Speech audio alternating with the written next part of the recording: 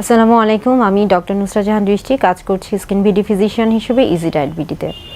আজকে কথা বলবো আপনাদের সাথে পুরুষাঙ্গের একটি জটিল সমস্যা নিয়ে, যা ইরেকটাইল ডিসফাংশন হিসেবে পরিচিত, অর্থাৎ লিঙ্গ উত্থানজনিত সমস্যা বা পুরুষাঙ্গের উত্থানজনিত সমস্যা ইডি, যা ইরেকটাইল ডিসফাংশন হিসেবে পরিচিত।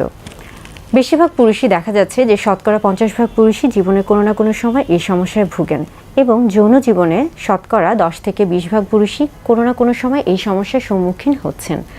ইরেকটাইল ডিসফাংশন আমরা কখন বলছি? দেখা যায় যে 6 মাসে প্রত্যেক সহবাসে যদি পুরুষদের ক্ষেত্রে তার যৌন উত্তেজনা কাজ করে, যৌন আগ্রহ কাজ করে, কিন্তু তার উত্থানের সমস্যা হয়, অর্থাৎ উত্থান হচ্ছে না, সেক্ষেত্রে আমরা তাকে ইরেকটাইল ডিসফাংশন বলে থাকি।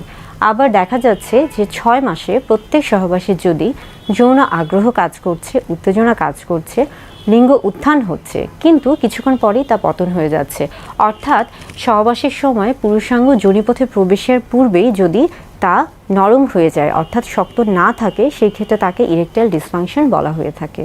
কখন ইরেকটাইল ডিসফাংশন বুঝতে পারবো বা ইরেকটাইল ডিসফাংশন কেন হচ্ছে? যখন আমরা ইরেকশন কিভাবে হয় এটা বুঝতে পারবো, তখনই আসলে বোঝা যাবে যে ইরেকটাইল ডিসফাংশন কখন আসলে হয়।